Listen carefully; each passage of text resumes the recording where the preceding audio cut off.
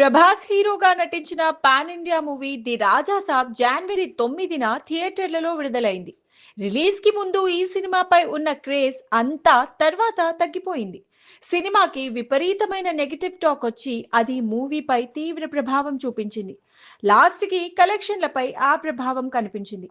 Prabhas cinema the రాజా సాబ్ వసూళ్ల లెక్కలు ఆశ్చర్యపరుస్తున్నాయి. Cinema వసూళ్లు రోజు రోజుకు వేగంగా పడిపోతున్నాయి.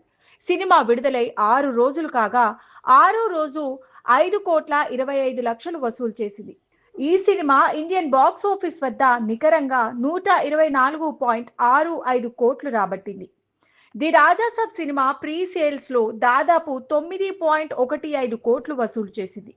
అదే సమయంలో మొదటి రోజు 53.75 కోట్ల భారీ వసూళ్లను సాధించింది. ఇక 2-3 రోజుల్లో ఈ సినిమా 26 కోట్లు 19.1 కోట్లు వసూలు చేసింది. తొలి సోమవారం 4వ రోజు 6.6 కోట్లు, 5వ రోజు 4.8 కోట్లు రాబట్టింది. ఇక ఇదిలా ఉంటే ఆరో రోజు వసూళ్లు పెరగడం ఆశ్చర్యపరుస్తోంది. ఇది కంటిన్యూ అవుతుందా అనేది ఇప్పుడు ఆసక్తికరంగా మారింది.